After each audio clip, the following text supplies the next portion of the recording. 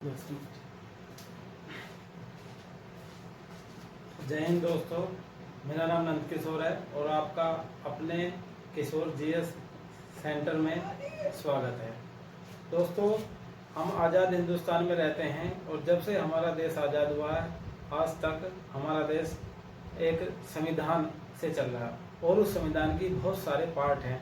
मैं आज उसी संविधान के एक पार्ट को लेकर आया हूं और वह है मौलिक अधिकार। दोस्तों, हमें कुछ पता हो या ना पता हो अपने जीवन में, लेकिन हमें अपने मूल अधिकारों का जरूर पता होना चाहिए। तो उसी मूल अधिकार के बारे में मैं आज आपको बताना चाहता हूँ। कृपया इस बात पर ध्यान दीजिए। दोस्तों, ये हमारा मौलिक अधिकार है। हमारे भारत के संविधान में मौलिक अधिकार हमारे भाग 3 में दिए गए हैं और ये मौलिक अधिकार का जो भाग है ये हमारा संयुक्त राज्य अमेरिका से लिया गया है। और इस मौलिक अधिकारों में परिवर्तन आपातकालीन स्थिति में हो सकता है, संशोधन हो सकता है, परंतु मौलिक अधिकार में जो अनुच्छेद 352 है केवल उसको छोड़कर बाकी में संशोधन किया जा सकता है। और ये जो भाग 3 में अनुच्छेद 12 से लेकर 35 तक दिए गए हैं और इसको भारत का अधिकार पत्र भी कहते हैं। दोस्तों, मूल संविधान में जब हमारा संविधान ये बना था तो उस मूल संविधान में हमारे 7 मौलिक अधिकार थे, परंतु एक मौलिक अधिकार हटाकर, जो कि 44वें संविधान संशोधन 1978 में संपत्ति का अधिकार था, उसको हटाकर एक कानूनी अधिकार बना दिया गया और वो कानूनी अधिकार अनुच्छेद 300A में पहुंचा दिया है। तो दोस्तों, आओ हम इन 6 प्रकार के, इस समय हमारे संविधान में 6 मौलिक अधिकार हैं, हर भारतीय नागरिक को प्राप्त हैं। आओ उनको 6 मौलिक अधिकारों के बारे में समझते हैं।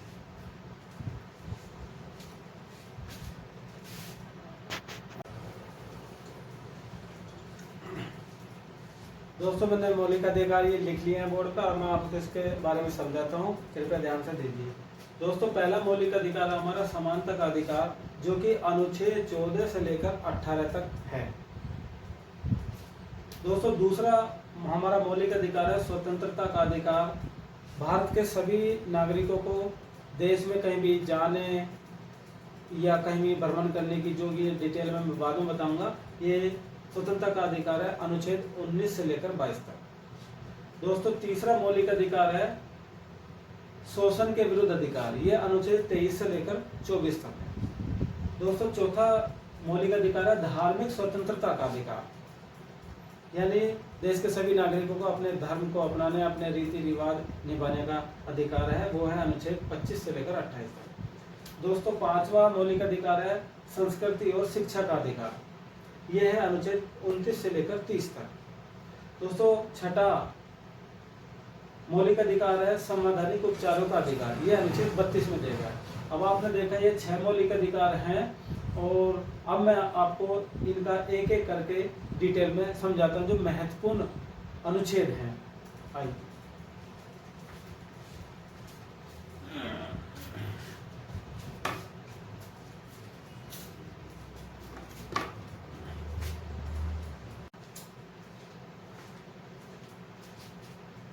दोस्तों, ये है मौलिक अधिकार की डिटेल।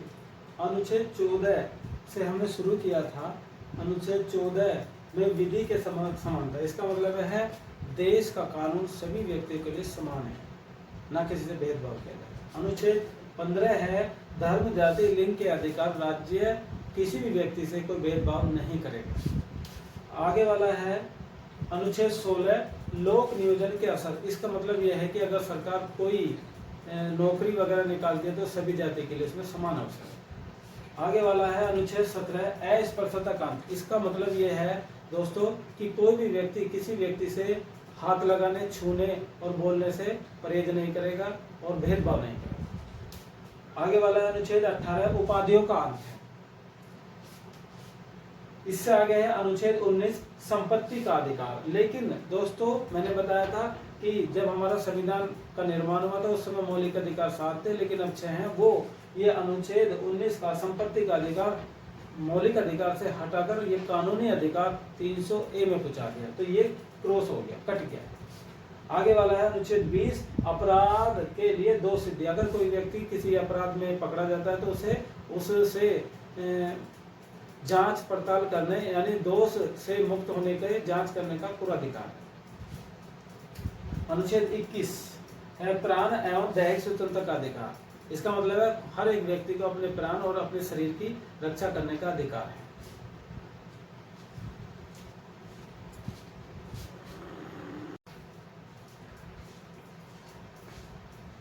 आइए दोस्तों इससे आगे के समझते हैं।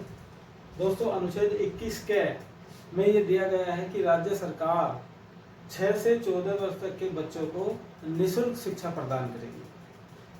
अनुच्छेद 22 में है गिरफ्तारी के विरुद्ध संरक्षण। इसका तात्पर्य यह है दोस्तों, अगर किसी व्यक्ति को पुलिस या प्रशासन किसी कारण से गिरफ्तार करता है तो वह व्यक्ति उससे गिरफ्तारी का कारण पूछ सकता है और उस गिरफ्तारी के विरुद्ध अपना वकील कर सकता है।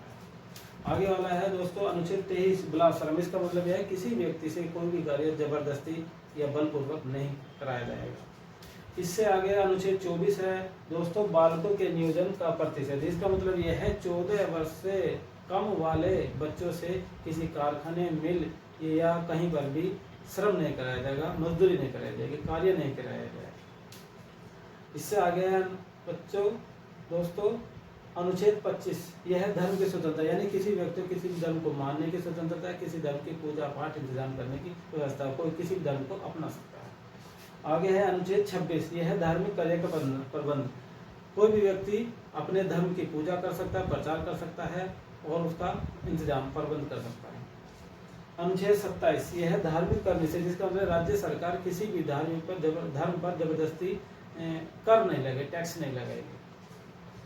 अनुच्छेद 28 है धार्मिक शिक्षा का निषेध। इसका मतलब राज्य सरकार कानूनी रूप से किसी भी धर्म की शिक्षा नहीं देगी, अर्थात सभी धर्मों को समान दृष्टि से देखेगी।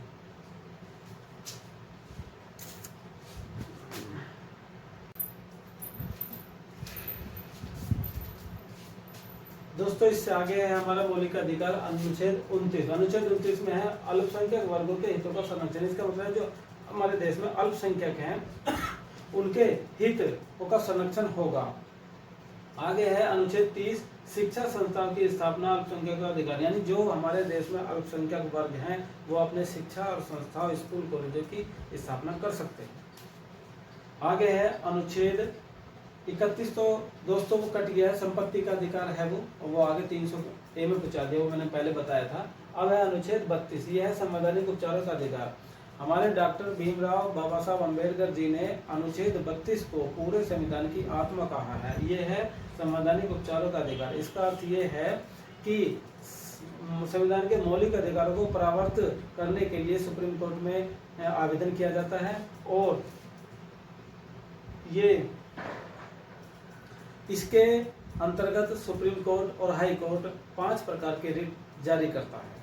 वो रिट मैं आगे बताऊंगा दोस्तों, वो रिट क्या है। अब मैंने बताया आपको मौलिक अधिकार, और दोस्तों मौलिक अधिकार ये बहुत महत्वपूर्ण है। आप इन्हें अच्छे से पढ़ेंगे, समझेंगे, बार बार मेरी वीडियो देखेंगे तो आपको ये समझ में आएगा। इससे आपका एग्जाम क्लियर होगा और जीवन में कुछ मालूम हो या ना मालूम हो, ये मौलिक अधिकारों का ज्ञान बहुत ज़रूरी है। दोस्तों अगर आपको मेरी ये टॉपिक पसंद आया है, अच्छा लगा है, तो आप मेरी वीडियो को लाइक कर सकते हैं, शेयर कर सकते हैं और इसको सब्सक्राइब कर सकते हैं। Thank you.